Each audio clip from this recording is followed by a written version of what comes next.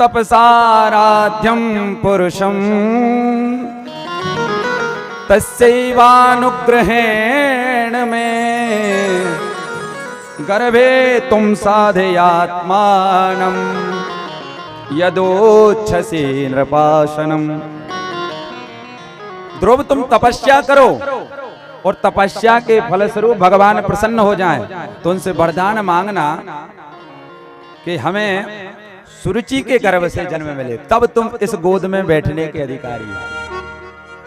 जिसकी बुद्धि पतित हो जाती है ना, वह भगवान को भी साधन बना देता है और साध्य स्वयं बन जाता है।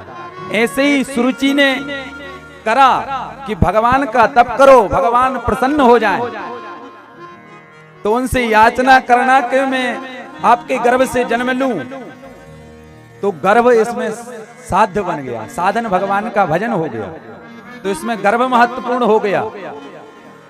यही सुरुचि पे चलने वालों की विचार शक्ति है। ऐसा जैसे ही कहा, तब के लिए ध्रुव जी महाराज को बड़ा बुरा लगा और हाथ पकड़ा, महल के बाहर कर दिया।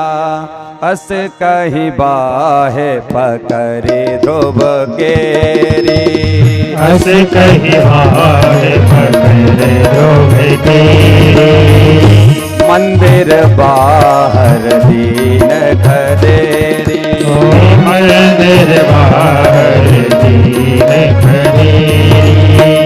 जैसे ही ध्रुव जी महाराज को घर से बाहर किया ना, तो ध्रुव जी महाराज आज रोते हुए मैया सुनीति के समकक्ष पहुंचे और कहा, माता मैं आज पिताजी की गोद में बैठा था और पिताश्री ने कुछ नहीं कहा, मैया सुरुचि ने हमें गोद से उठाकर भगा दिया और कहा तप करो, तब के बाद भगवान प्रसन्न हो जाएं, पूरी बात सुना दी।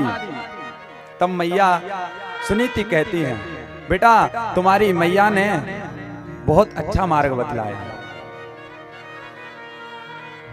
और तुम तो पिता की गोद में बैठने के लिए जितने लालायत हो ना, उसने तुम्हें जो मार्ग बतलाया है उससे तो परम पिता भी रीझ जाते हैं। तब का बोला है तब करो। तब माता सुनीति ने अपने बालक को दिव्य उपदेश दिया कि बेटा तप आधार यह संपूर्ण ब्रह्मांड है, इसलिए तुम्हें तब के लिए बोला है, तो कोई बुरी बात नहीं, तुम भगवान के साधन में संलग्न हो जाओ, माध्यम कोई भी हो, भगवान के भजन से जुड़ जाओ, क्योंकि तप से ये सृष्टि का संचालन है।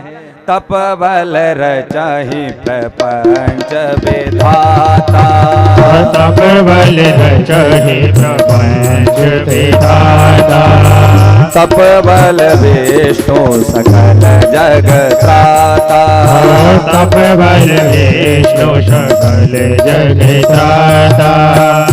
इसलिए पुत्र तुम तपस्या करो और उसमें आलस बिल्कुल मत करो।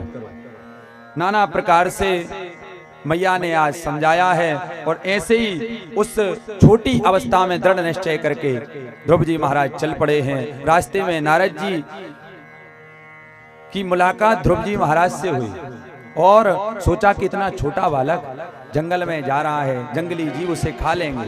तब नारद जी ने नाना प्रकार से उसे समझाया कि बेटा लौट जाओ, लेकिन दृढ़ निश्चय, अब तो हम भगवान को पाएंगे ही पाएंगे, ये निश्चय उस बालक में देखा। नारद जी ने ध्रुव जी महाराज को मंत्र दे दिया। उस मंत्र का साधन ज्यों ही ध्रुव जी महाराज ने दिव्य तपस्या की, उस तपस्या के परिणाम स्वरूप भगवान उनके सामने प्रकट हो गए।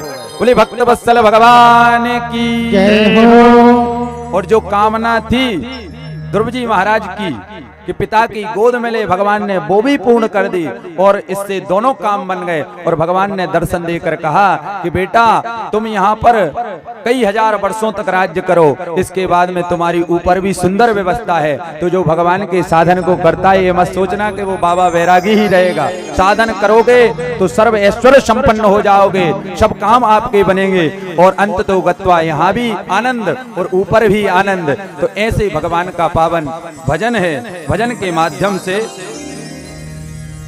जीव भगवान को प्राप्त कर लेता है, यही मार्ग है। तो इस मार्ग से हम सब लोग जुड़े रहें।